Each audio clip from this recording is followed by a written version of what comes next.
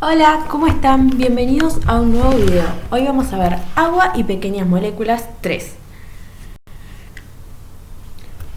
Antes les quiero recordar que se acuerdan que en la parte 2 habíamos quedado que los compuestos podían ser iónicos, no iónicos, compuestos apolares y anfipáticos.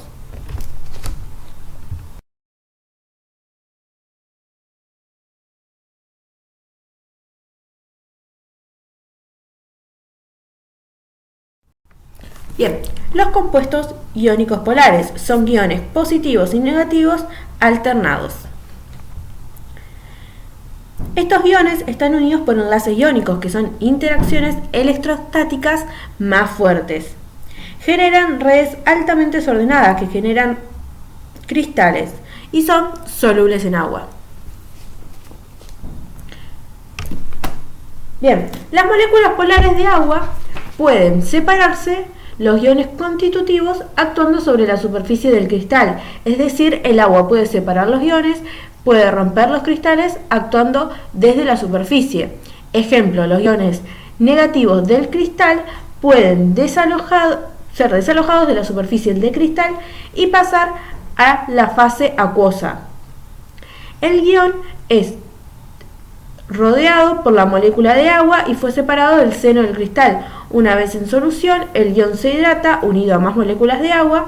Esto neutraliza aún más las cargas iónicas y va a producir la tendencia a unirse con los iones de cargas opuestas. Y va a reducir la tendencia de unirse nuevamente con los iones de cargas opuestas. Acá les fui dejando imágenes para que vean lo que son los cristales, para todo. Así les queda una imagen más completa de lo que estuvimos hablando.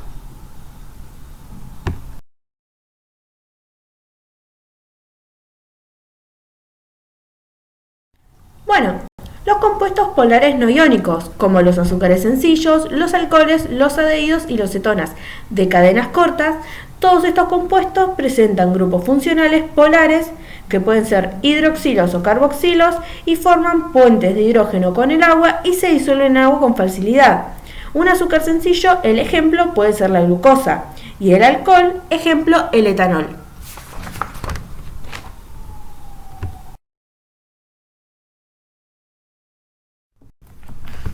Los compuestos iónicos y polares no iónicos interaccionan con las moléculas de agua. Esta capacidad de interaccionar con las moléculas de agua hacen que sean llamados hidrófilos o hidrofílicos. En general pueden formar disoluciones estables y formar soluciones verdaderas. Una solución verdadera es una mezcla homogénea que no podemos distinguir los componentes que la forman. Ejemplo, H2O con Na, es decir, agua con sodio.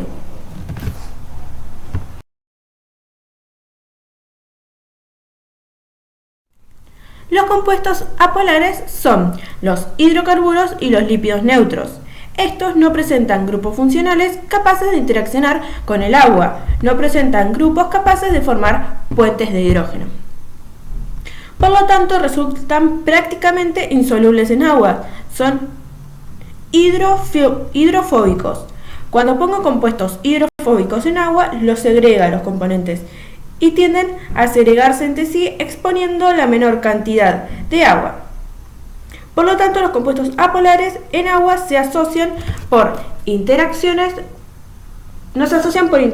reales, sino porque el agua los segrega, que ahí les puse una fotito de todo lo que pasa.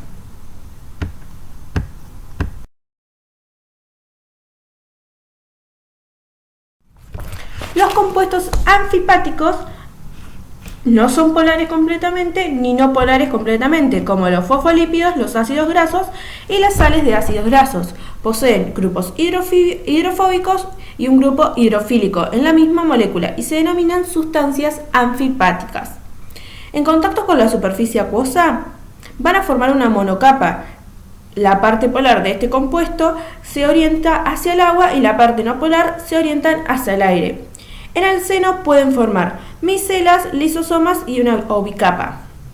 Las micelas son estructuras esféricas que van a estar recubiertas orientadas hacia afuera la parte polar del compuesto anfipático y hacia adentro van a dejar guardadas las partes no polares del compuesto anfipático. Los ácidos grasos forman micelas. Los liposomas son esferas del lado de afuera y tenemos las porciones polares y del lado de adentro quedan ubicadas las partes no polares de los compuestos no polares. Además, adentro tienen como otra pelotita que tiene una parte polar. Los fosfolípidos forman liposomas. Las bicapas también forman los fosfolípidos y las bicapas se autosellan para no dejar las porciones hidrofóbicas expuestas al agua y pueden terminar formando un liposoma.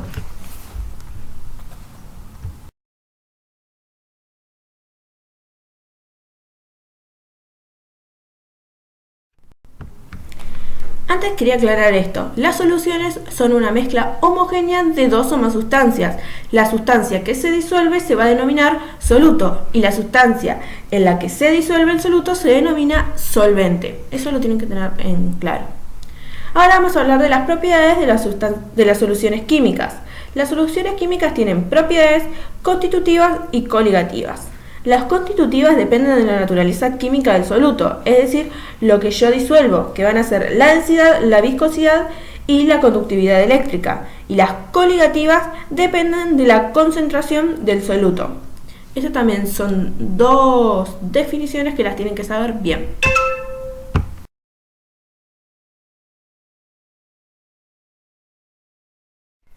Las propiedades coligativas corresponden a las modificaciones que sufren algunas de las propiedades de la sustancia pura luego de convertirse en el solvente de una solución diluida. Si hablamos del agua como disolvente, son las modificaciones del agua cuando nosotros agregamos un soluto, que son el descenso de la presión de vapor, el aumento del punto de ebullición, el descenso del punto de fusión y la presión osmótica. Todas las propiedades de las soluciones que dependen del soluto, comencemos de nuevo.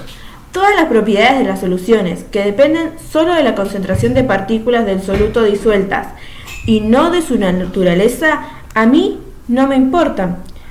Si en el agua tengo NaCl, sacarosa o glucosa. No me importa la naturaleza del compuesto, o sea, el soluto que tengo disuelto. Lo que me importa es la concentración de soluto.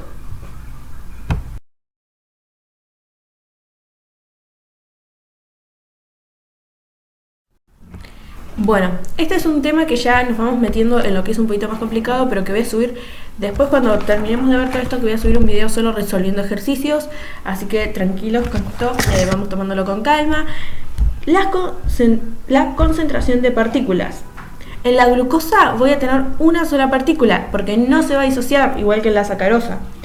NaCl, voy a tener dos partículas, una de Na y una de Cl. KCl2. Voy a tener tres partículas, una de Cal y dos de Cl. K2SO4. Voy a tener tres partículas porque el SO4 no se va a disociar, sino que va a tener una sola partícula. El SO4 va a contar como una sola partícula. Siempre que vean SO va a contar como una sola partícula, no importa si tenés 4, 5, 10, 1. Es una sola porque no se disocia el SO. ¿Sí? Entonces en el KSO4 vamos a tener tres partículas. 2 de K y una de SO. Ahora vamos a hablar del factor I de Van Hoff, que hace referencia al número de partículas luego de su disociación. La glucosa dijimos que el I va a ser 1 porque no se disociaba. NaCl va a ser 2. Este todo grande que vemos acá no se disocia. Acuérdense que el SO no se disocia, por eso I va a ser 3. Y hace referencia al número de partículas. En la que se disocia. Entonces dijimos, vamos a repetir porque esto es mucha repetición. La glucosa, cualquiera de esas va a tener I1. NaCl van a ser 2, Na y Cl. KCl2 va a tener 3, 2 de Cl y 1 de K. K2SO4. SO4 va a ser 1 porque no se disocia y K2 van a ser 2. Acuérdense, SO nunca se disocia, va a contar solo como 1, no importa si tenemos SO4, 5, 6, va a contar siempre como 1.